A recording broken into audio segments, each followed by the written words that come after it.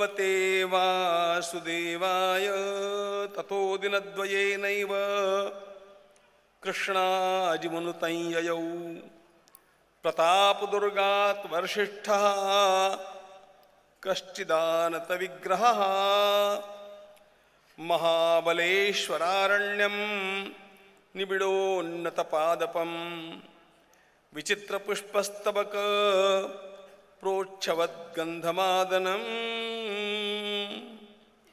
पथियान्तं समालोक्य नमन्तो गौरवोक्कसा भक्त्या सभाजयामासु राम रामेति वादिनः।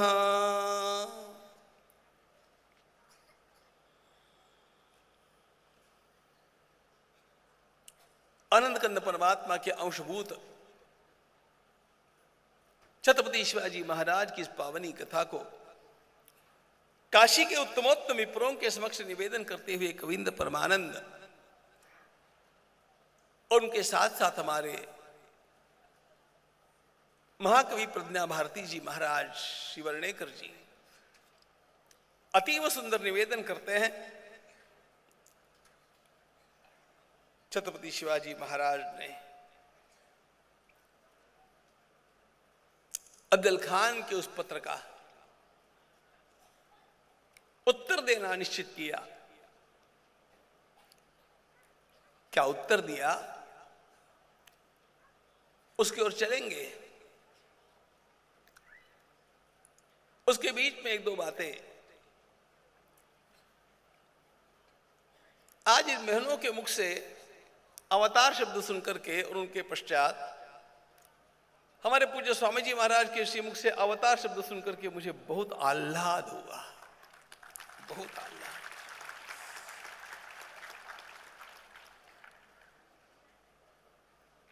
अवतार की संकल्पना अनेक स्थानों पर पूरी तरह मान्य नहीं होती है, लेकिन इसके कुछ कारण हैं। परसों हमने थोड़ा सा विचार किया था छत्रपति शिवाजी महाराज में अवतारत्व कैसे घटित होता है। परित्राणाय साधूनां विनाशाय च दुष्कृतां धर्म संस्थापनार्थाय संभवामि युगे युगे।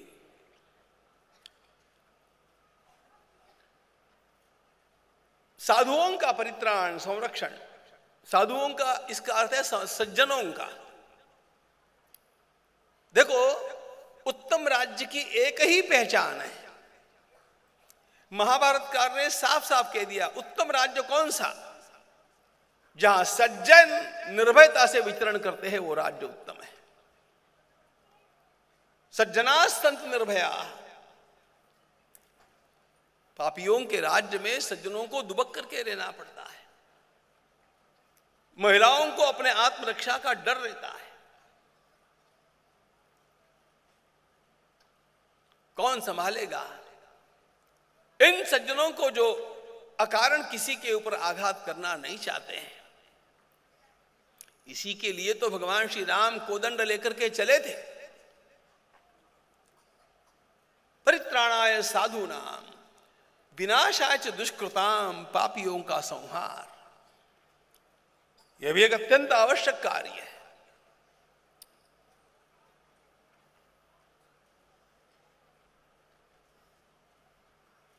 अकारण सज्जनों के जीवन में कष्ट निर्माण करने वाले पापियों का जब तक नियंत्रण नहीं होगा, ध्यान रखना, सज्जन सुखी नहीं रह पाते हैं। भगवान मनु का एक सुंदर वचन है, दंड से भयात् सर्वम जगत भोगाय कल्पते। संसार में कुछ पापी ऐसे ही हैं जो केवल दंड के भय से सज्जन रहते हैं, अनुशासन में रहते हैं। और इसलिए विनाशाय च दुष्कृतां, दुष्टों के नाश के लिए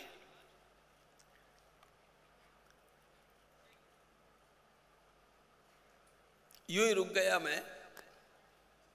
एकदम से मुझे याद आया, किस प्रकार अच्छे अच्छे विद्वानों के ऊपर भी परिणाम हो जाता है। पूज्य आचार्य विनोबा जी भावे के लिए मेरे अंतःकरण में अगाध आदर है, अपार। वे शब्द प्रभु रहे। उनका साहित्य मैंने बहुत ठीक से पढ़ा है, लेकिन भगवत गीता का अनुवाद करते समय उनके ऊपर अहिंसावाद की छाया देखो कैसे आ गई। विनाशाय दुष्कृताम का अनुवाद करते हुए वे दुष्टा दूर करावया, दुष्टों को दूर करने के लिए ऐसा किया है, नाश नहीं किया।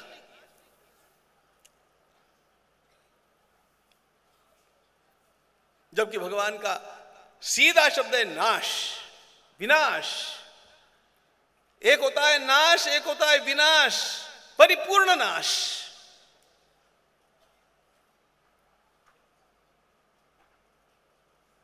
भगवान श्री राम के अवतरण का यह अत्यंत महत्वपूर्ण कारण है।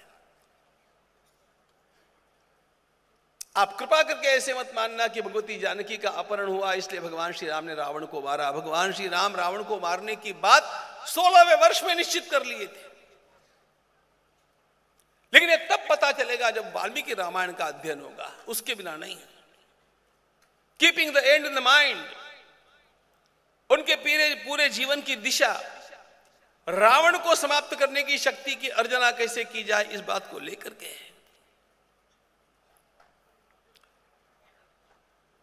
पापियों का पूर्ण विनाश ही करना पड़ता है,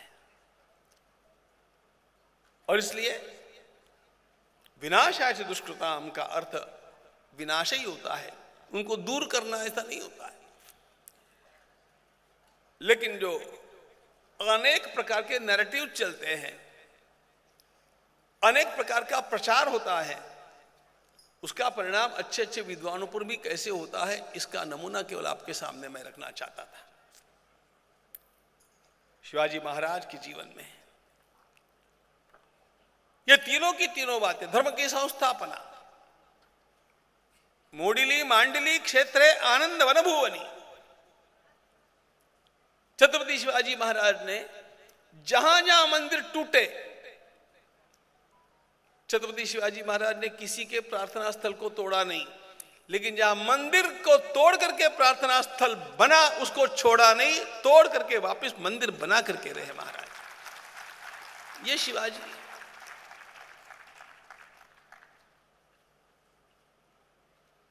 ऐतिहासिक प्रमाण से उपलब्ध है। तिरुवन्नमलई के 2 देवालयों की उन्होंने पुनः स्थापना की, वहां के प्रार्थना स्थलों को पुनः उतरवा करके अपने सामने करवाई।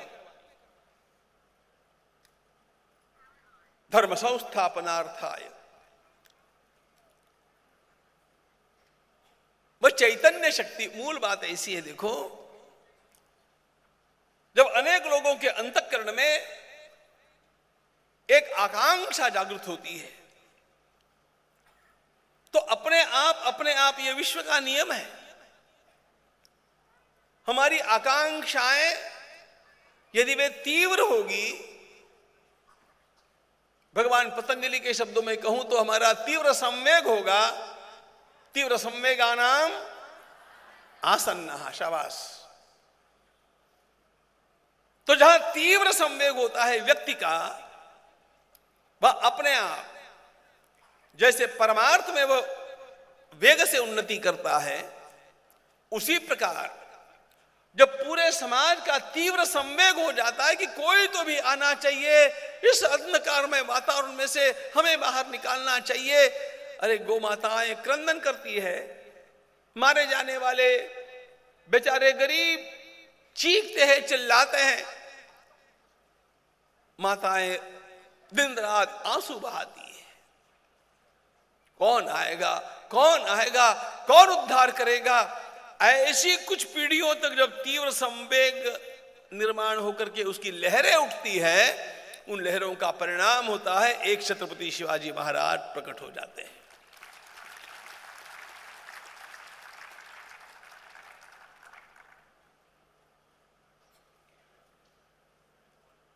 अवतार शब्द कभी कभी गड़बड़ी करता है। उसमें अवत्रु आ गया, ऊपर से कहीं नीचे आने की बात आ गई। भगवत गीता में जिस शब्द का प्रयोग है और महाभारत में जिस शब्द का प्रयोग है वह संभव पर्व है। संभव, विश्व की चेतना हमारी मनशक्ति के कारण अपने आप एकत्रित होकर के प्रकट हो जाती है, उसे संभव कहते हैं। संभवामि युगे, भगवान ने भी शब्द का प्रयोग किया है, संभवामि।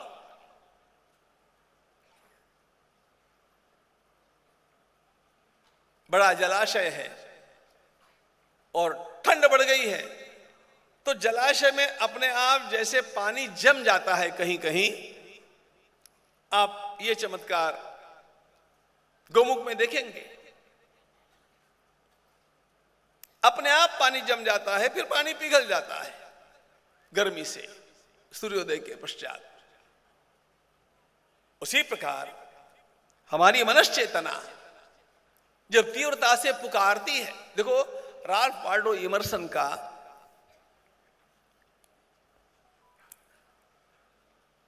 एक सुंदर लेख इसके बारे में, उसने ग्रेटनेस, उसने कहा महापुरुष का जन्म कैसे होता है, संसार को नई दिशा देने वाले महापुरुष कैसे आते हैं।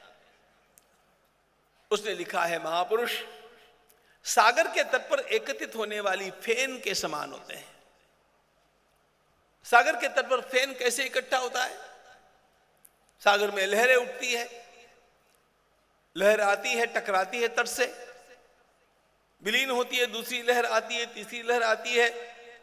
लहरों का इस प्रकार का यह नर्तन, लहरों का तट से टकराना चलते रहता है और इन लहरों के टकराते टकराते अपने आप वहां पर फेन इकट्ठा हो जाता है।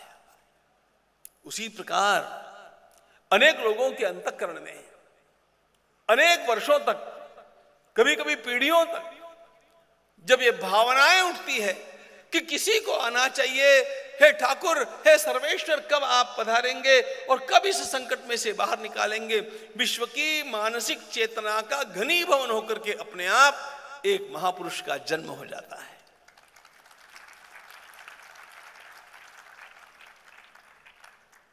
और ये वेदांत का सिद्धांत है, इसको ठीक से जानना हो तो योग वासिष्ठ पढ़ना चाहिए। आजकल के छोरा छोरी ये सीक्रेट पढ़ते हैं, अच्छी पुस्तकें हैं, लेकिन ये सब योग वासिष्ठ की झूठी पत्तले हैं, झूठन है। मनुष्य की मनशक्ति का किस प्रकार उपायोजन होकर के विश्व के पदार्थों में परिवर्तन होता है, यह सारा योग वासिष्ठ का विज्ञान है। Yes, you can change your destiny. Your thoughts are materialized.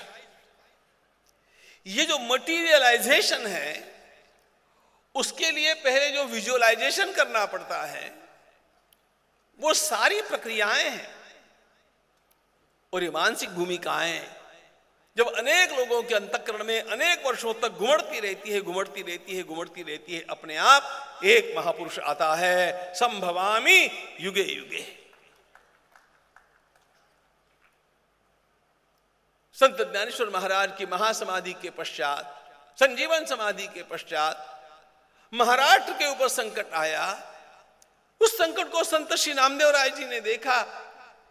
उस संकट को संत एकनाथ महाराज ने देखा। संकट बड़ा भयंकर था। इन संतों की चेतना ने महाराष्ट्र को जागृत रखा और वे अपनी अपनी भाषा में बोलते रहे। वैसे हमारे संत एकनाथ महाराज शांति ब्रह्म कहलाते, शांति ब्रह्म। आपने उनकी कथाएं सुनी होगी। किसी ने उनके ऊपर अनेक बार थूक दिया तो भी वे शांत रहे। उनको क्रोध लाने का प्रयास अनेकों ने किया, वे शांत ब्रह्म तो थे। लेकिन ध्यान रखना, आवश्यकता पड़ने पर उनके गुरुदेव की समाधि के समय जब देवगिरी पर आक्रमण हुआ, संत एकनाथ महाराज भी खड्ग लेकर के लड़े हैं। अपने गुरुजी के वस्त्रों को धारण कर लिया और युद्ध किया। और समाज को जगाते हुए उन्होंने जो लिखा है, भावार्थ रामायण क्यों लिखा? इसलिए लिखा कि उनको शिवाजी निर्माण करना था। भावार्थ रामायण में वे रावण का वर्णन करते हैं, हनुमंत महाबली रावणाची दाढ़ी जाड़ी। अब रावण को दाढ़ी थी कि नहीं, यह वर्णन रामायण में नहीं है, लेकिन संत एकनाथ महाराज को कहां से दाढ़ी आ गई? अरे उनके सामने ये दाढ़ी वाले रावण दिख रहे थे पहले, इसलिए उन्होंने कहा समाज को चेताने के लिए, जागृत करने के लिए, जो हनुमान जी ने किया, जो वानरों ने किया, वही करने वाला आज कोई आवश्यक है। और ये मानसिकता चली आई। और उनके पश्चात संत श्री तुकाराम महाराज, समर्थ रामदास स्वामी, जो छत्रपति शिवाजी महाराज के समकालीन लेकिन उनसे ज्येष्ठ रहे, शतकों की इस चेतना का परिणाम यह था, संभवामि युगे, शिव चैतन्य एकत्रित हो गया, घनीभूत हो गया। ये आप व्यक्तिगत जीवन में भी सिद्ध कर सकते हैं, सामाजिक जीवन में भी होता है। और इसलिए ध्यान रखना, भगवान को अवतार लेने के लिए कहीं से आना उना नहीं पड़ता है। ये हमारे मन की कल्पना की बात है, कभी आते भी है, लेकिन जब हिरण्यकशिपु ने प्रहलाद से पूछा, स्तंभ में है वो तुम्हारा नारायण? प्रहलाद जी ने कहा है। हिरण्यकशिपु ने प्रहार किया। भगवान फ्लाइट लेकर के नहीं आए वैकुंठ से, भगवान वहां के वहां प्रकट हो गए। नृसिंह भगवान की, वो चैतन्य घनीभूत हो गया।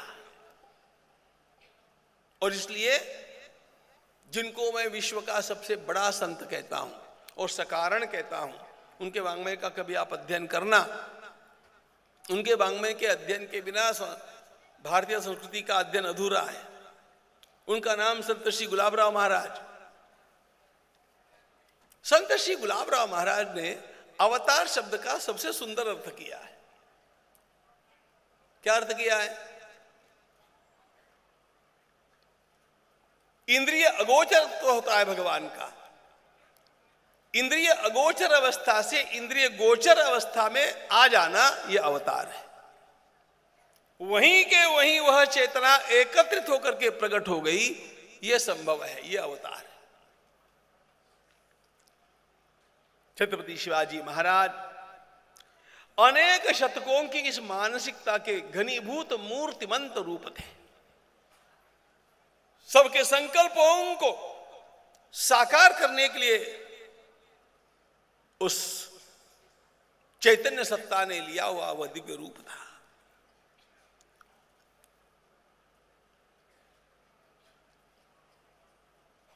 और उन्होंने वह सब कुछ करके दिखाया जो एक अवतार के द्वारा किया जाता है।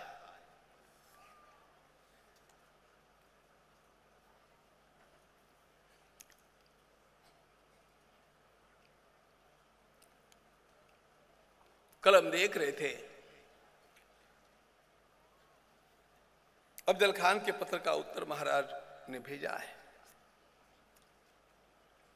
क्या भेजा है देखने से पहले इसी समय होने वाले कुछ अन्य प्रसंगों को भी हम लोग केवल देख लेंगे, विस्तार से वर्णन करना संभव नहीं। महाराज के स्वयं इसी कालखंड में एक एक करके विवाह होते गए।